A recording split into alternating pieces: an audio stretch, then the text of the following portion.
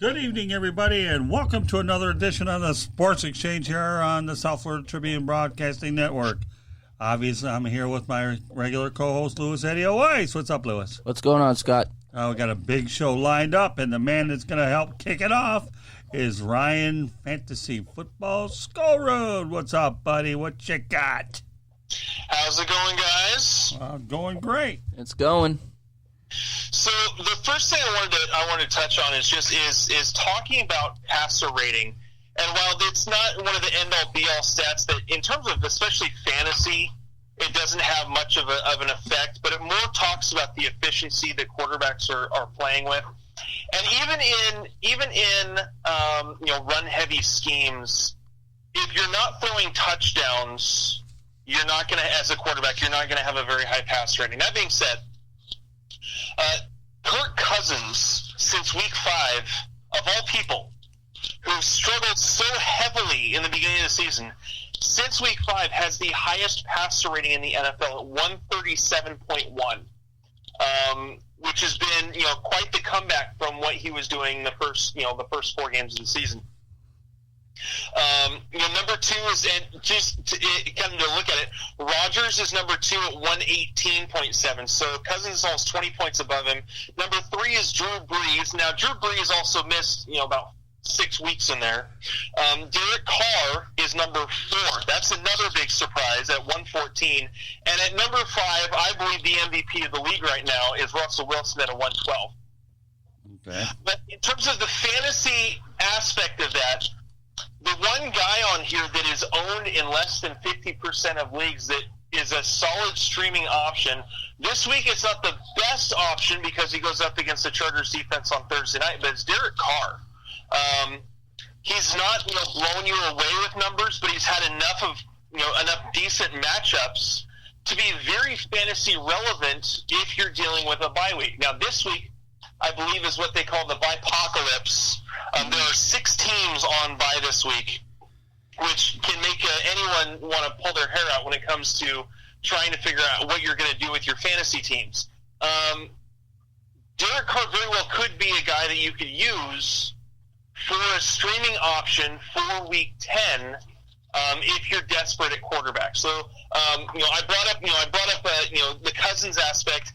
Although he's of all those guys.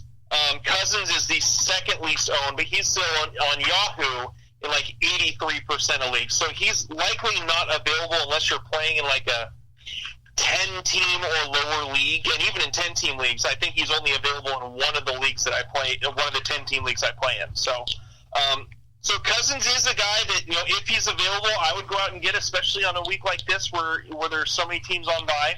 Other than that, Derek Carr is a solid streaming option to use for this week. Okay. All right, so let's go on to the running backs. So this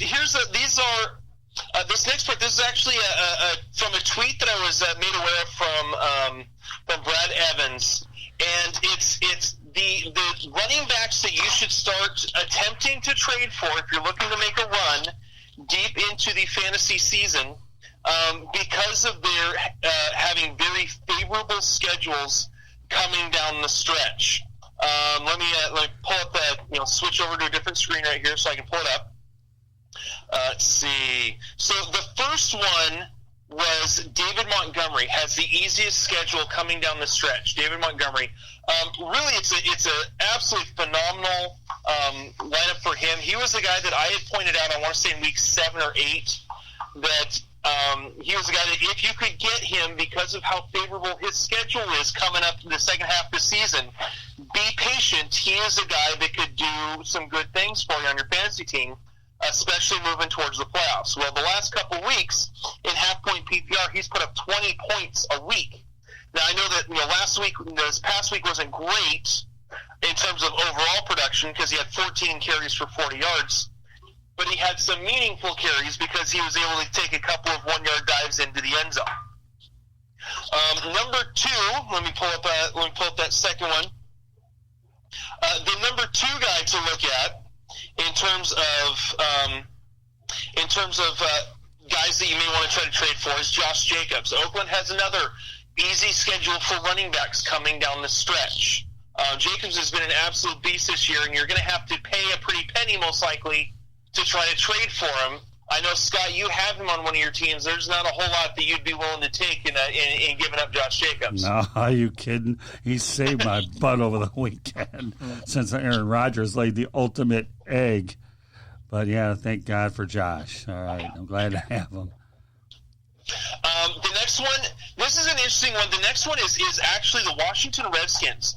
And you'd be looking at either Adrian Peterson or possibly Darius Geis. Now, I understand that Geis is just coming off of IR. I think he'll be available in week 11. So not this week, he'd be available next week. Now, that's kind of a tough one to go after simply because he's been so injury-prone his entire career, even going back to when he was at LSU.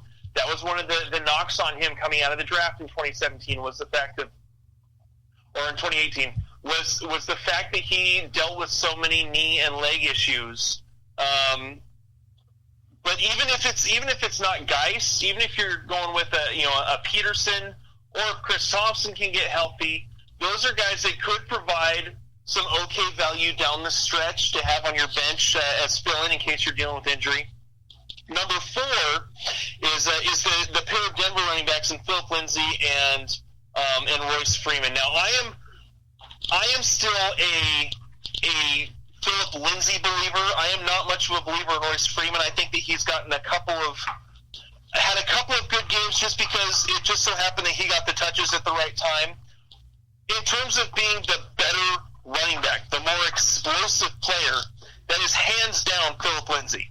And so he would be the one that he's had enough back and forth this year with Royce Freeman taking some touches from him, that if you can get a trade for Philip Lindsay and not have to give up a whole lot, like too big of a wide receiver, he is definitely a guy that I would target for this year, or coming down this stretch. And the last one is the Pittsburgh Steelers. They have a very, very favorable lineup coming up over the last part of the season. So dealing with James Connors, Jalen Samuel. I've got Jalen Samuel on one team. Actually, I think on 2 teams. I would like to have James Conner. If you've got the trade pieces to give up, James Conner, when healthy, and when the Pittsburgh offense is actually moving as it should, he is a top 5 running back. So he is definitely a guy that I would try to target in a trade if you can. So those are the 5 teams that I think are the best suited to try to get one of their running backs in a trade. Since a lot of teams, I know that the standard on Yahoo, the trade deadline is this Saturday, so you have to have a trade accepted by Saturday of this week. So this is the week where a lot of those are starting to, where those trade deadlines are starting to come up. So those are if you're needing running back help, those are the areas the players that I would be looking at as possible trade targets. Okay, you got one more thing you want to address, and then I want to go ahead and ask you a question on another running back. Okay, you talk about, and we'll let you go with the fantasy implications of Nick Foles returning to the Jaguars. So with Nick Foles coming back, I think that it's going to, affect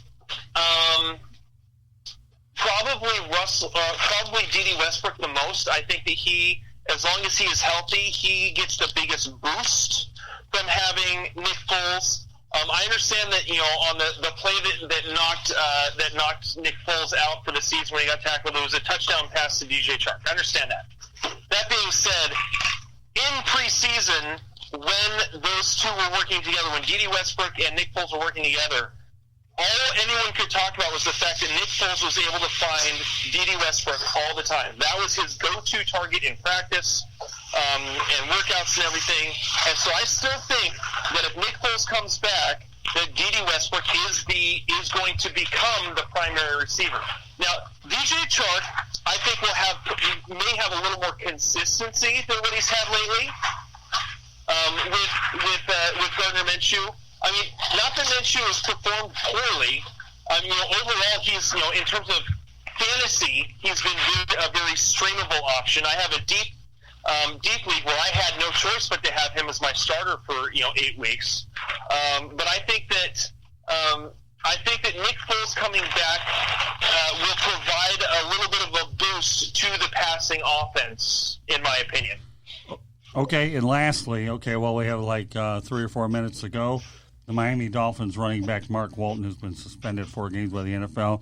It appears as though it stems from his 3 off-season arrests, which predated his time with the Dolphins.